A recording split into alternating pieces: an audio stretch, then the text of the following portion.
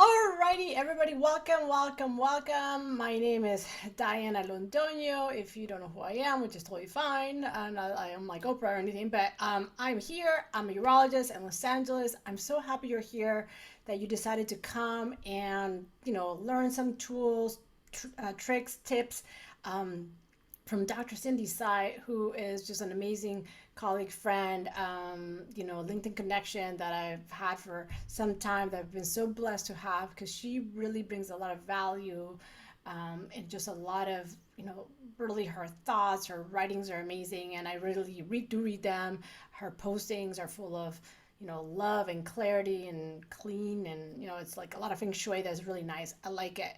So, like I said, I'm Dr. Diana Londoño. I'm a urologist in Los Angeles. I'm the founder of something called Physician Coach Support, which is a free and confidential platform in which any physician can come and talk about anything with another peer physician who is also a life coach, which just means we use our skills in a different way to support you without judgment and really truly with like unconditional love. And actually, Cindy is one of our volunteers who's been there since like the beginning, like totally OG from the beginning. And I'm so grateful because it's really wonderful to have her in our team.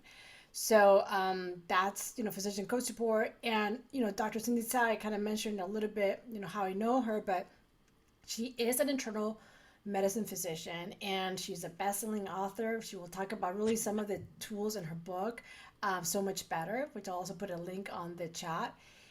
She is a life coach, a speaker, obviously a writer.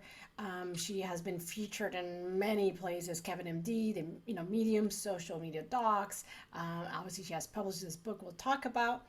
She is truly, no joke in terms of her accolades and her education. She went to Johns Hopkins, kind of like no big deal. And then she went to Dartmouth as well. So just really like top notch, likely valedictorian, I don't know, but no joke. She's really intelligent, sweet, humble, beautiful, beautiful soul. Um, she really saw that as a physician, she saw kind of the impact of chronic stress as a, internal medicine doctor. And she really wanted to do more than just prescribe medications as a band-aid. And it really has been her mission to really help others and find just a different path with healing and kind of help those high achievers decrease the stress, avoid burnout, and just really be somebody that can inspire them, which totally is inspiring to me. um, in her book, I mean, you don't have to have read it today, but if you did, fantastic. But in her book, we're going to really focus on one of the chapters, which is a chapter about writing and using different tools in writing to help healing and process emotions. And, we're really going to talk about how to do these. But her book, if you get a chance really to read it, is really talking about how the brain works, just really understanding it. Mindfulness, which is not a four-letter word, is actually very, just paying attention to something. Breathing, using breathing to help decrease stress. Emotional freedom technique, also known as tapping, right? And then the tapping. So it's a great way, which has been shown to decrease PTSD, depression, anxiety. So it is actually proven to do that. She talks about thought work, visualization, journaling, which we'll be talking about today, and just being consistent in gratitude, which will be part of the journaling that we'll talk about today. So definitely, it really is very encompassing a lot of areas and not one size fits all. Like sometimes you do two, sometimes you do all, but we got to do something to just decrease the stress, decrease that burnout, fatigue, overwhelm, which it is like killing us and is causing a lot of the illness and chronic diseases that you saw as internal medicine, but I see all the time as a urologist. I mean, I really think it really is 80% of my patients are coming with stress related issue. And then it's actually becomes urological as well, so it affects a lot of organs obviously because you're bathing in stress. So that's Dr. Sai. So we're so happy she's here. Welcome. Thank you so much, Diana. I'm so excited to be here and chat. So we're gonna kind of just talk about. I mean, obviously we talked about you start internal medicine. You're highly trained. Ivy League schooling, which is hands down amazing. And then tell us about your story. I mean, you were doing that, you decided you don't want to put band-aids, that you want to really tackle the source and not just, band-aid the problem of stress. So how was your transition? What happened? How did it all go? Tell us. Yeah, so I think ever since I was young, I wanted to become a doctor. My dad was a surgeon, and medicine was really all around me. And I liked the science, I loved wellness. And so being a doctor made a lot of sense. And I was also this high achiever, this perfectionist, wanting to do all the right things, check all the boxes. And I think I had this idea of like what medicine is like, what it would be like. And so I was just so focused throughout all of my training. And along the way, I think there were parts of me that were like, is this really the best way to help people? Mm. And I think, I just pushed that voice aside and just kept going. And I think I'm sure a lot of physicians probably can relate where like medical training is such a long process. And like every step of the way, you're like one step closer. And you're like, okay, well, I'm just going to keep going and keep going, and then it'll be done. And I think finally, after finishing training, everything looked good on the surface, especially, but I think there was just a part of me that wasn't fully happy or fulfilled. I also did get sick myself with an autoimmune condition. And I think it just really prompted me to slow down and to really think about what is really important to me, and what does healing really mean. And I think thankfully I came across coaching a couple years ago, and through coaching learned so many tools and techniques to really shift my whole mindset and perspective, and feel so much more empowered now to have all the different possibilities in your life. And that being I think, whereas before it was very much like, study hard, be a doctor, go to clinic, come home. But now I feel like, especially through coaching, there's so much more possibility. And that's why I know we really totally bonded, because we see the value of coaching and why we need to really help other physicians learn all of this too. Yeah, I mean, I think, and I mean, a lot of the coaches that are there, physician coach support, have been through burnout. I mean, first of all, it's so common, like, right, 65% of some specialties are going through it, and yeah, like we end up with these physical manifestations or illness, diseases from it. I mean, I definitely had all of them, like every single organ system, where anyway you don't sleep. You have like grinding teeth, destroying teeth, a GERD or Platonic. I was, chest pain, all the stuff, weight loss, or you can get weight gain, whatever, because from the stress. And then I had like my rheumatoid factor was high, which is autoimmune, even though I didn't have rheumatoid arthritis. So I mean, it really does affect us. And yeah, then you're gonna stop and be like, whoa, like my mind is so powerful. It's gonna catapult me to disease or actually to wellness, because for me, I actually didn't, I also got into coaching for the same reason, and I didn't change my job, which I was trying to leave or whatever, because it wasn't the situation, it was my brain. So I just had to change my thoughts. When you're talking about mindset, the way that we look at things, view things, and really actively use tools to decrease the stress, because it's kind of flooding us, and we're not taught ever, whether you're in first grade, second grade, college, med school, residency, how to slow down, how to pause, how to take time to, actively decrease stress and all this worry and all this energy that all these thoughts in our head like take away from you. That's why you're exhausted. So it's so important. Again, it doesn't have to be coaching. It could be anything. It could be like jumping naked, eating Cheerios. I mean, whatever it takes for you to be happy and decrease the stress, that's what you got to do. But you got to do something. And so, yeah, coaching obviously is great. And within coaching, I mean, some of the coaches use some of these skills, but not always. But again, we're gonna get a little bit more into them. And I mean, how did not only being a coach and learning all these tools, how did for you, for example, how did writing, kind of help you, just as a personal thing or something that maybe you use for clients? I mean, it has been shown in us in your book too, how writing can be a good way to process emotions, and through writing or speaking, it has been shown to decrease depression. So, instead of Zoloft, maybe just a little writing will be helpful, although Zoloft may be needed. But, how for you or for clients or for others that you help, how did writing kind of come about as well in your journey? Yeah, I think that I never really thought of myself as a writer, let alone an author. So, for anyone who's here, who's watching, who has thought about, like, oh, it might be cool to be an author or to write a book, like, it's absolutely possible. Okay. It's not like it was a dream of mine to that when I was 5, I wanted to write a book.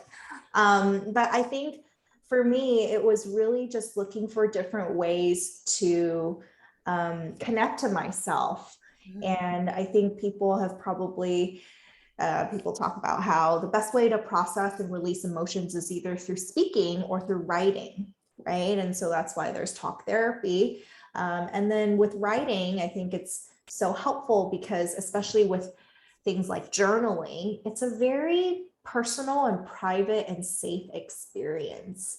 And I think it's a really good alternative for people who maybe don't necessarily want to talk to somebody about these things, right? But then feel still that, like, stuck, stagnant, gross, whatever energy that you have inside. Like, we have to get it out somehow. Okay. Because otherwise it just builds up like this, like, volcano that's inside, and it's going to erupt sometime. Okay. Maybe not tomorrow, maybe, years down the road. But even then, like, I think so many people, it's like totally there's a correlation with, like, your, the physical symptoms that you have, right? Where And you're holding so, that energy, like whether there's the anger or like yeah. in like my good friend, she's like, I feel like there's like a weight on my shoulder, literally. Like I feel the tension, my neck has been hurting, and it's every time I go to work. And I'm Yeah. like, isn't that interesting? It just seems like you are kind of holding up the weight of the shoulder of this inflexible working environment because it's really inflexible, which is like a steel beam, right? And I'm like, isn't that interesting? Your body is telling you what you kind of are not saying, sometimes out loud. So that's really just very interesting. Your body's so intelligent. It just lives in the present and knows what's going on and is giving you signals like, hello, like, help me. This is not working. You're deviating from something, and not taking care of yourself, and is speaking to you in some way. And again, when it forces you, when you get that heart attack, then you're going to have to slow down. Or when you get a stroke from stress or something, then you're going to slow down because you have to. You're gonna, literally not going to be able to move, which we never want that. But it really is a great way to process, to go through it, to get it out there, like you said. Mm-hmm. Yeah. So, and I think the really nice thing about writing is that, I mean, it's easy to start, right? It's like you can just write on pen and paper, you can type it, though I recommend writing with your hands because it's like a better connection to your inside, like who you really are. And just, I think the challenge is, I mean, there's so many ways to do it too, which is why it's really nice, right? Because there's no one way. And you get to make it your own, which I think is really something I have permission to be you and to do what feels good to you, right? And it could be one thing today and another thing another, and that's cool. Like, there's no one way to do it. So let me like start. And actually, I also maybe want to go back because it's so interesting. You said, "Oh, I never like thought of myself as a writer," and I think, for me too, because I use writing for my healing. Like that's how I express myself, and I write whatever's going on that day. I'll just write it. And again, you don't have to publish it, but you just write it, or whether it's a post or an article or something. But you know, the first time I wrote an article, like my first published article, I was like, well, I'm not a writer, but it's like the thing is like you're not gonna be a writer until you do it, or like you're not gonna be a dancer until you dance. So get rid of these beliefs that you're not this, that until you do it. And then once you do it, you're like, oh, actually, I am a writer because I did write something. So Yeah. you just kind of have to do it and like, just jump off the like, the diving board and just go. And then it's really actually kind of fun.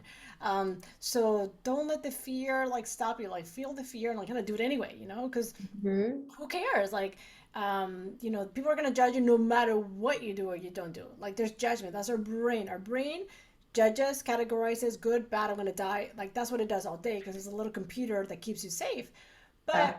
you just gotta do what you gotta do because if you worry about other people think, you're never gonna do that. I mean, one of my good friends would like cringe at my like run-on sentences, like just oh my god. And I'm like, well, that's just how they are. That's just my style. And like, yeah, maybe you hate it, but like whatever. Like it got published, like whatever. I enjoy it. Other people liked it. Maybe they didn't get stuck in my run-on sentence, but there was a message that was important. So again, if I listened to that, I would have never done it. Because I'm like, oh, I'm so like, what do they think? Who cares? I mean, it doesn't matter.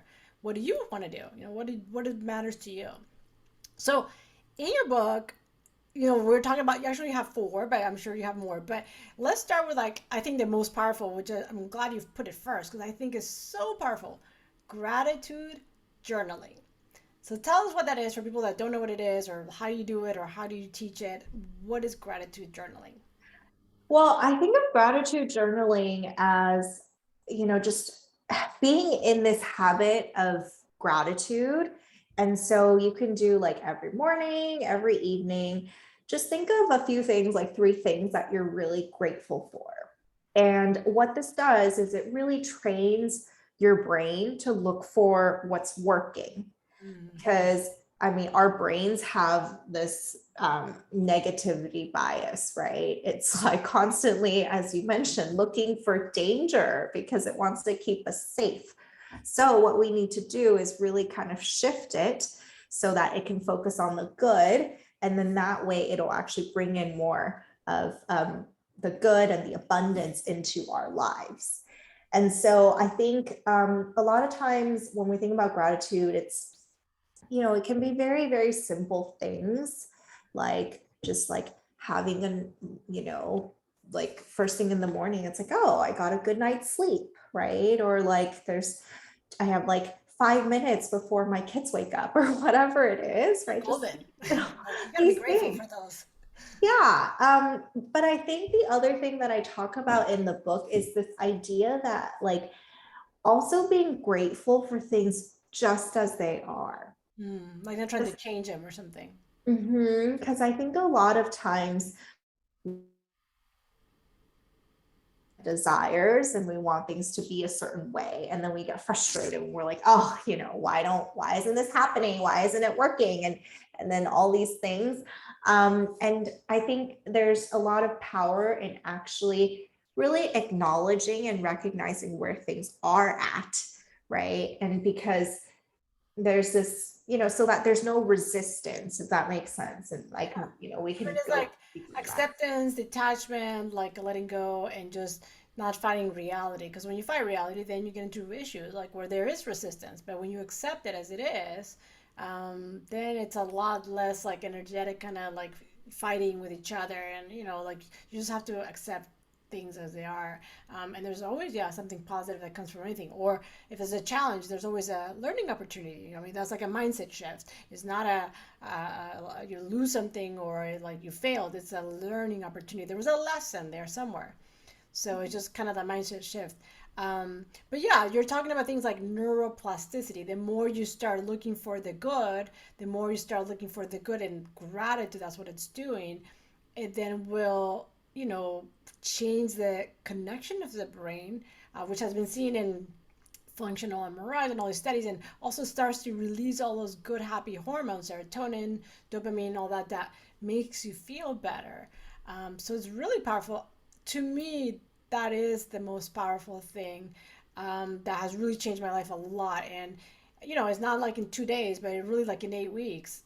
Like the change that I've seen is amazing. And if you do it, and you do it the way I do it, and you can do whatever you want, but the way I just like it is I before I close my little eyeballs, I just write whatever, and again it can be big, small, medium.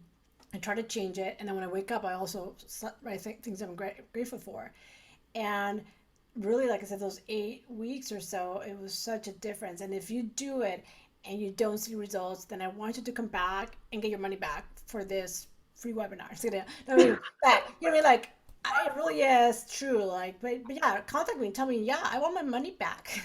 AKA those that are watching the replay, it was free. But it really will change. And again, it just takes time. Just like if you broke your wrist and you have to do physical therapy and rehab, it takes a while to get back to a different place, a new healing, a new place in your life. Um, but it's so powerful, and it's not about toxic positivity or things like that. It's just about like, you know, literally doing your own Zoloft because it's releasing hormones that are really good for you.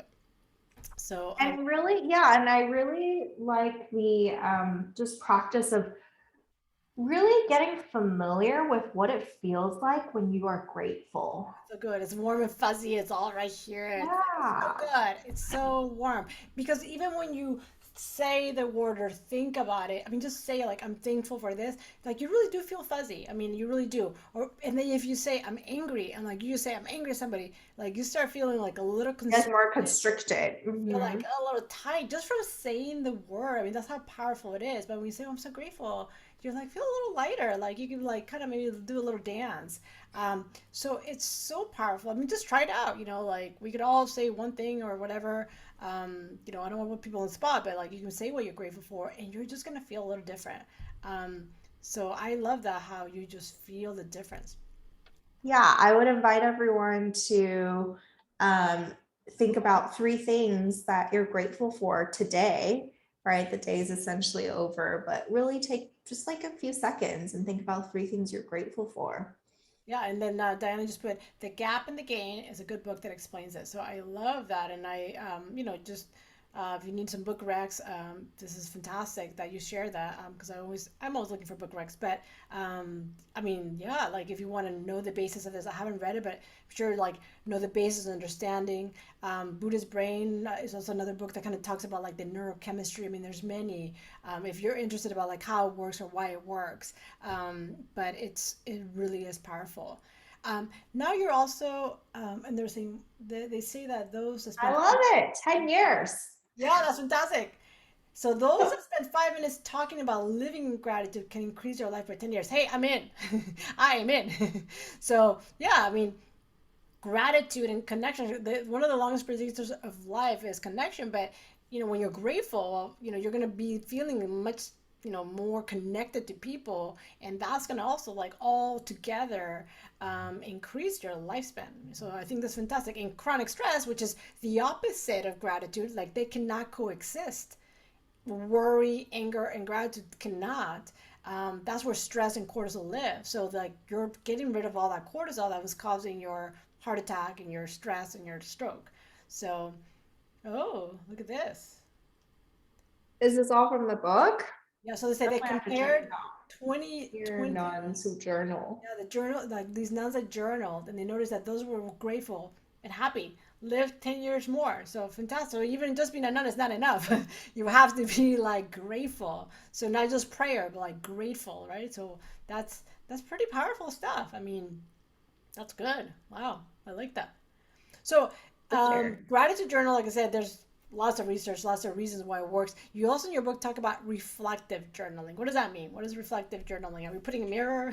What's happening in reflective journaling? What goes on here? Well, I think it's sometimes helpful to have specific prompts to direct you, Okay. right? And so I think of reflective journaling as like certain prompts you have to kind of set yourself up for success. Hmm. So again, you can do there are certain ones that I like first thing in the morning. And then there are some that, would be good for the end of the day. So for example, just start your day, prompts like what am I looking forward to? What might challenge me? What will I do if I feel stressed? Hmm. Kind of like Right. starting your day with an intention or what you're going to put your attention to, like an intention of the day, but you write it and then you kind of go through it. Yeah. And one question I really like that I got from the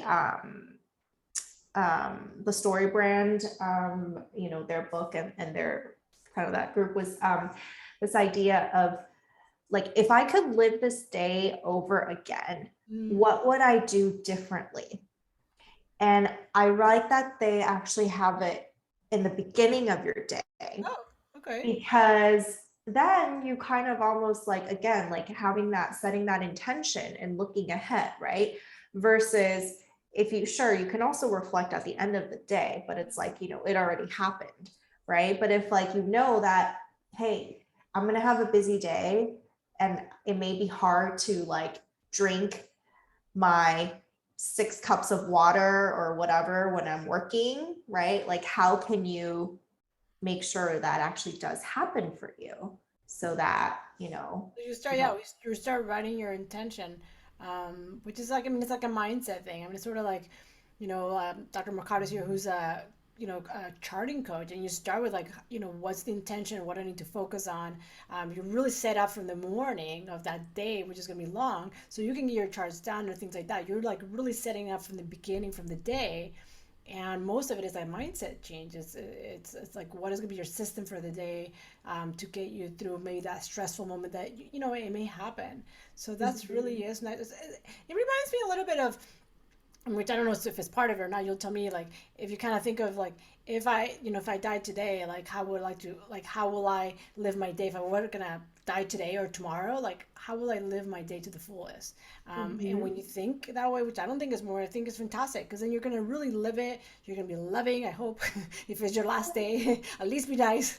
You're gonna probably show up a little bit different than when you just like, oh yeah, who knows? I have 80 years to be a grumpy pants. Like, but if you think you have one day, maybe you may just be a little kinder that day. And what a gift to then be kind, and the ripple effects of that.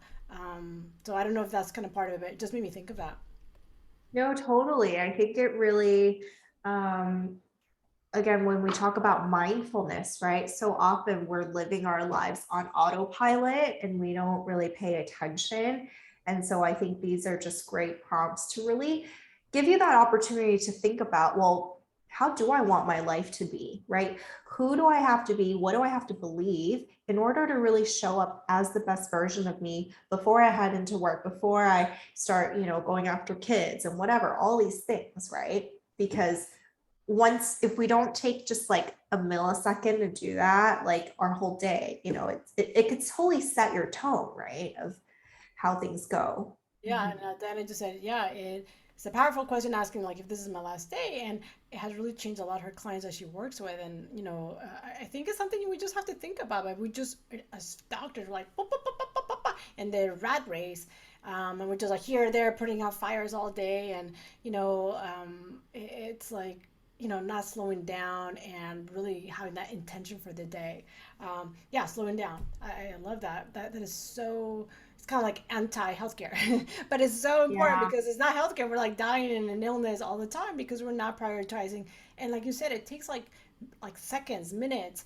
It's not like 5,000 hours. I mean, and it's really a couple minutes in the morning. You're like, okay, how am I going to do my day? When I go downstairs, I'm like, I'm gonna be like a little nicer to husband, or I'm gonna be grumpy. What are you gonna do? How are you gonna show up? Um, it's really powerful, all these questions. And again, in your book, whole list of them that you can see. Yeah. You also talk about emotional detox journaling, which I kind of like that. Detox. I want to get all these demons out of me. I'm just gonna get it out. But like, what am I detoxing? How does it do it? How does the detox work? Do I have to like go to the gym to detox? Can I detox like while I go on the bike? How does it work? I want to know. Yeah, so I really like sharing this practice and technique because I think, as we mentioned before, a lot of times we have a lot of feelings and things that get stuck and trapped inside us. Hmm. And I think that this is a great way for you to help process and release it and clear it for good.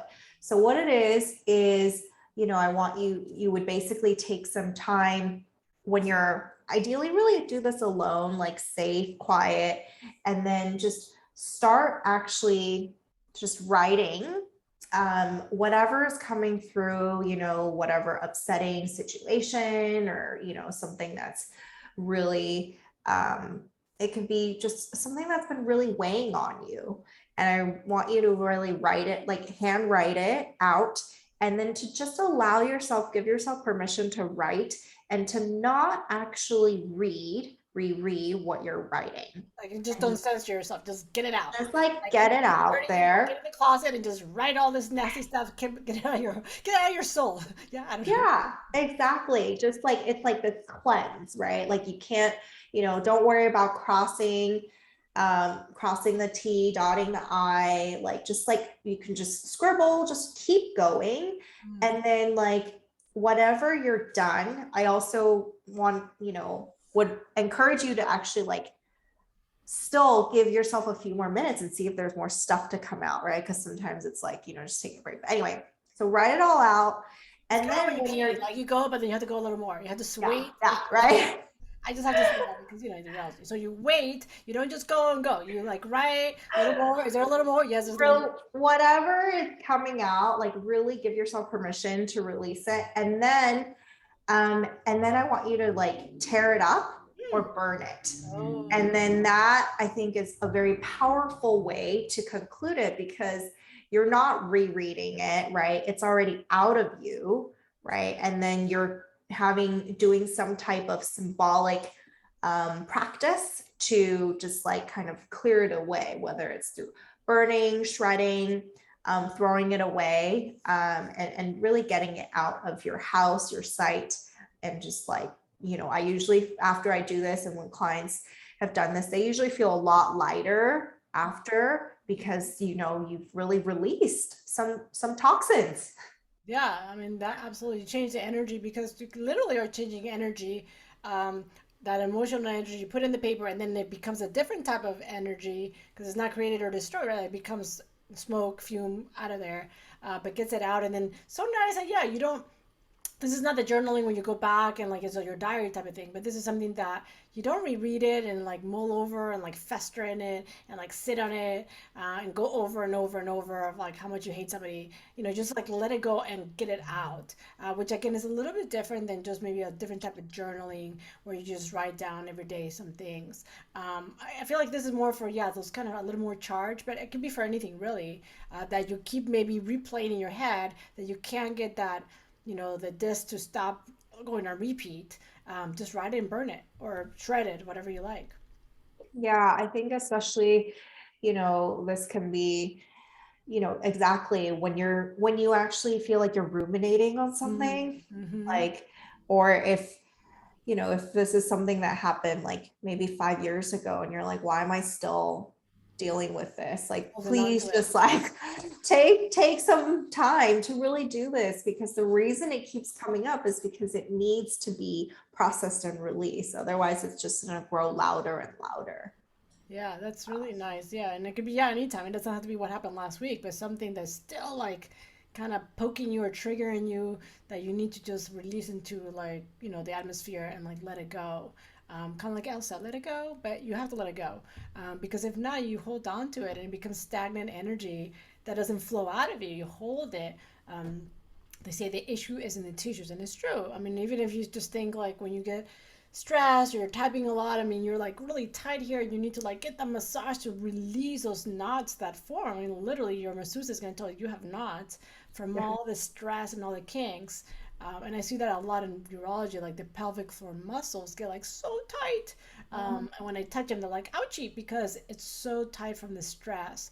And you hold it there, and again, it becomes like your urological problem. So I really like that. And again, you can use it from past things, big things, little things, but just get the cleanse, get that detox.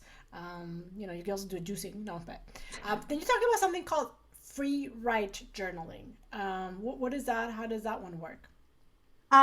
It's just this idea of giving yourself permission to write. Mm, And I think this is probably what a lot of people think about when they think about journaling, mm, right? Where maybe you keep a journal and over the years, you kind of will like look back and whatever.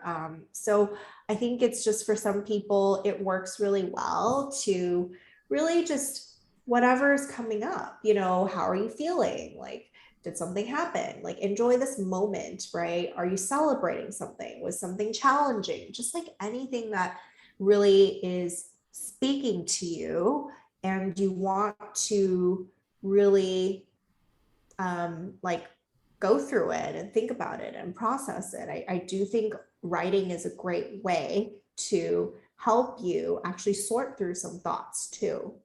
Yeah, So there's that great sort of, I think, the value when you write, whether by hand or type or whatever, but when you get it out into paper, what really sort of happens is you become the observer of these thoughts, emotions, problems, things. And it's sort of like if a friend's telling you their problems, you're kind of observing what they're telling you, listening.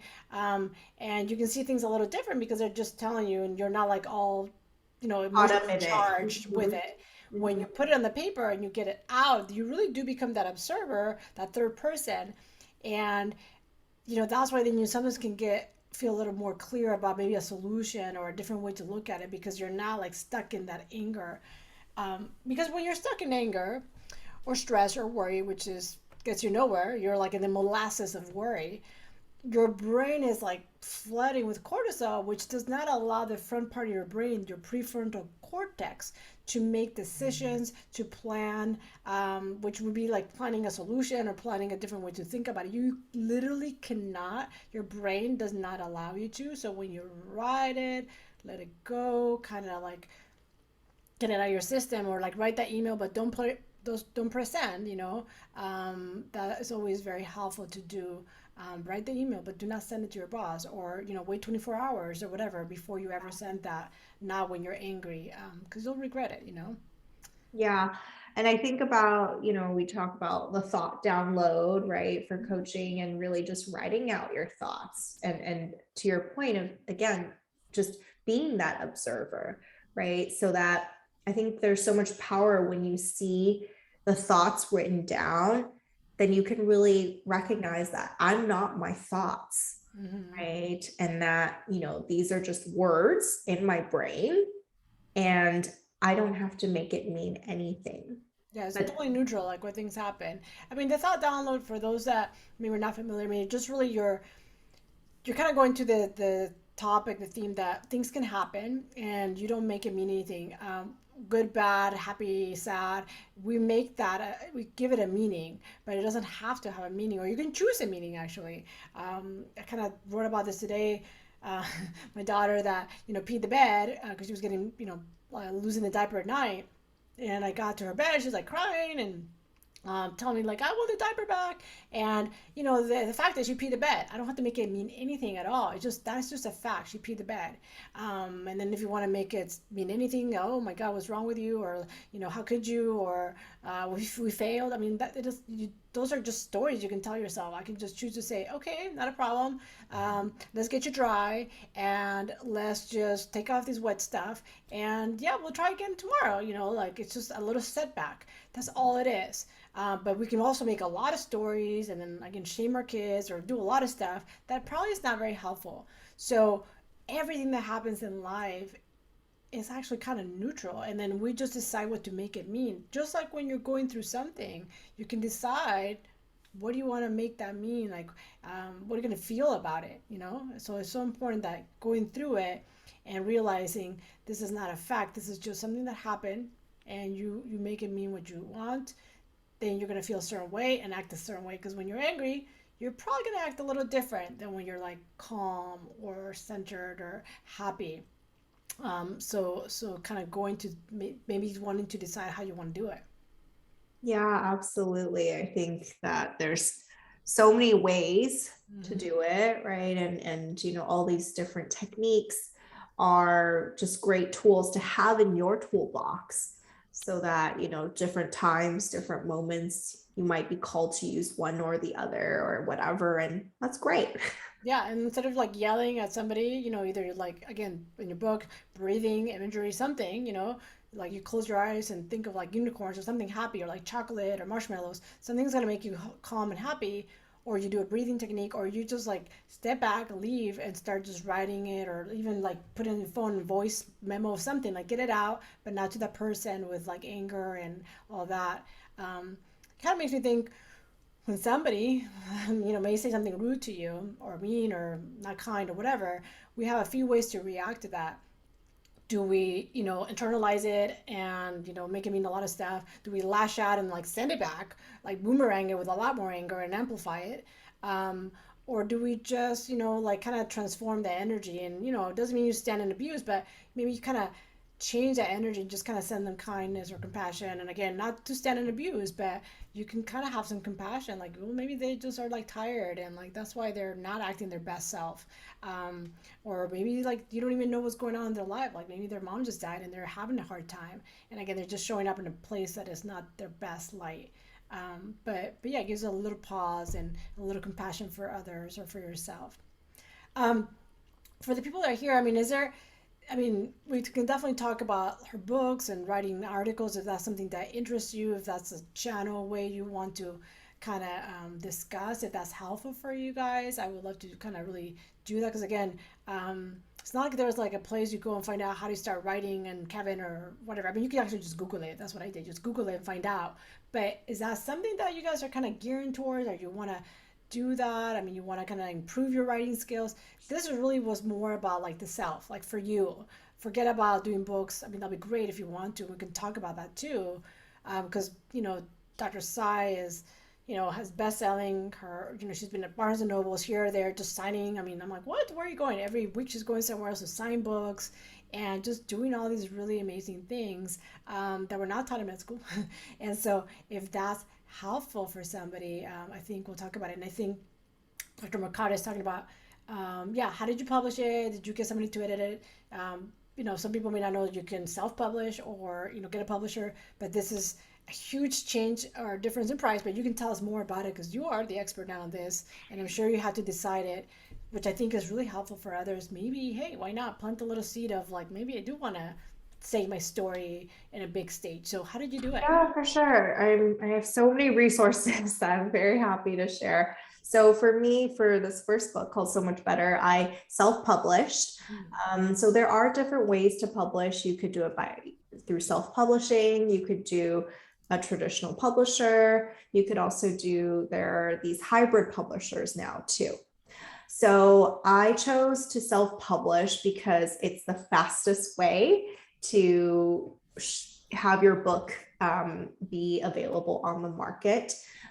Traditional publishers generally can take 18 months, couple years. And I was like, I wrote my book in about a month and I was like, well, I'm not going to wait like 2 years for this to be actually able to be shared with people.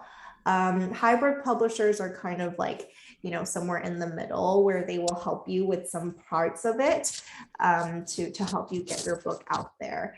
And yes, I did hire editors and designer and formatter and all these things so that my book can be nice and pretty like Oh, so this. nice. Yeah, she Um, lives in San so Diego, so it's right there on the beach.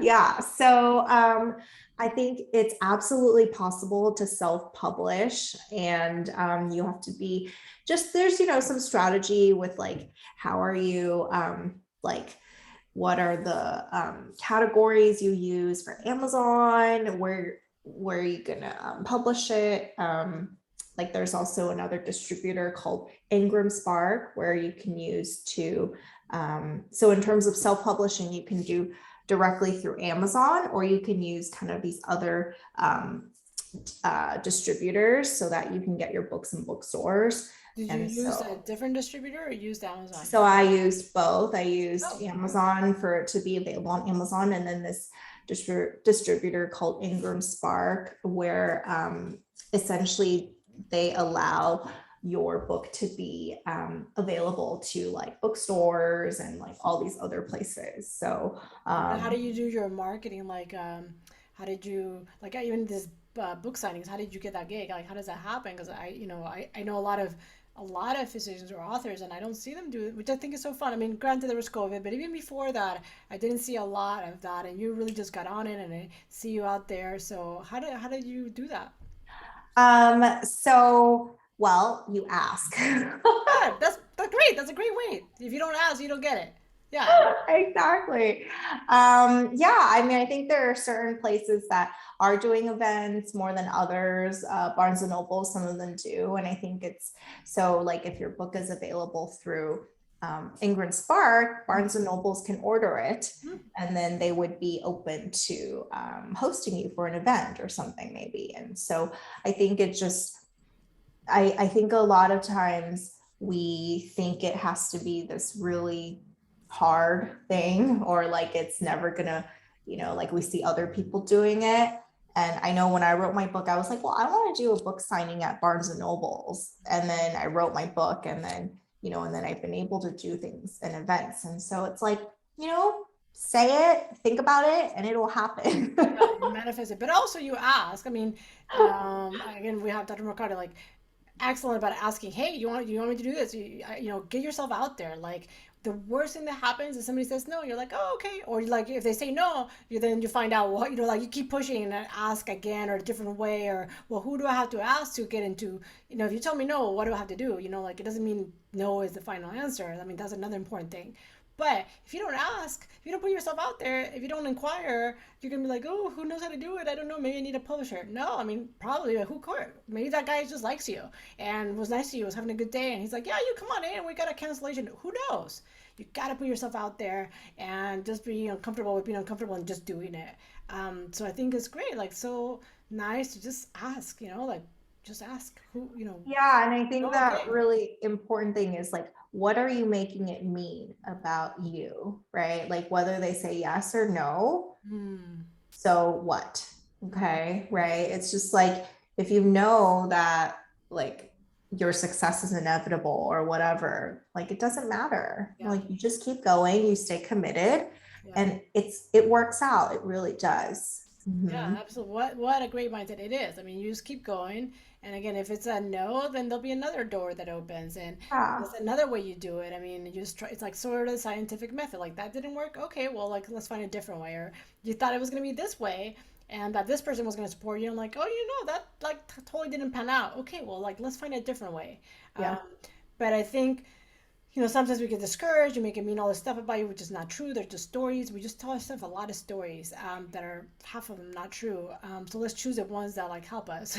And it's not about living in denial or some alternate reality, but like, like you don't have to like believe all the negative stories your brain wants to tell you. You can believe the ones that a little more helpful, or like propel you, or just get a friend, get somebody that supports you when you maybe are doubting it. Get your tribe of people that celebrate you, that support you, that when you like are like, oh my god, I don't know, like they really help you and push you and cheer for you. I mean, sometimes that happens. I mean, we are like, oh my god, I don't know, and then you get your tribe to like lift you up. So I think that's another thing to think about.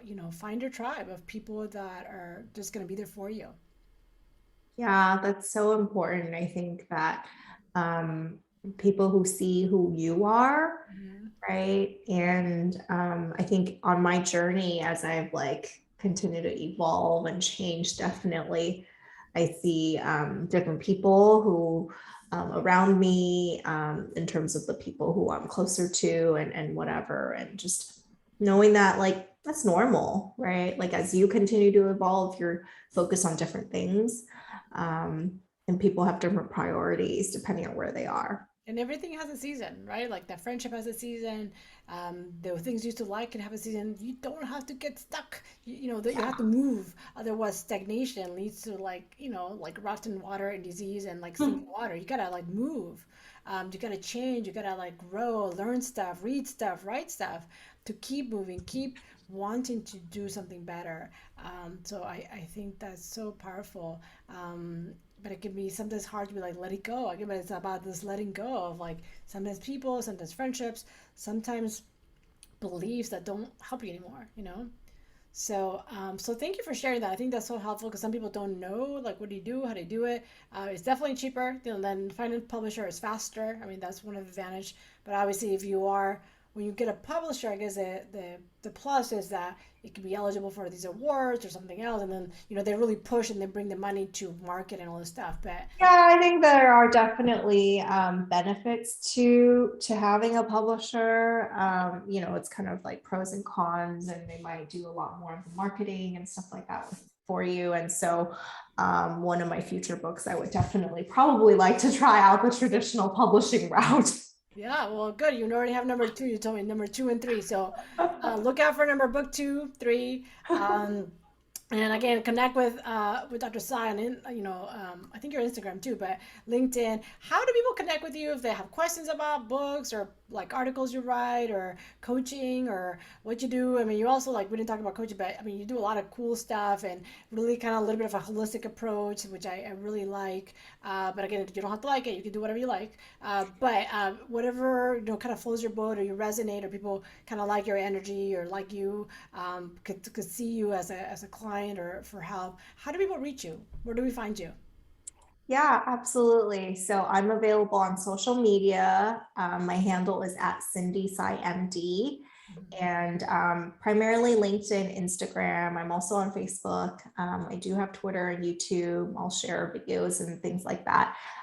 So definitely social media, and you can email me hello@cindyscimd.com. My website has a lot of information and resources on there too. My blog, cindyscimd.com. So yeah, I'm available. I'm happy to share any additional resources, especially surrounding book writing, since I recently went through this process, and definitely happy to share and support, especially other physicians. I think physicians are so multifaceted, and we don't necessarily really give ourselves that permission to be.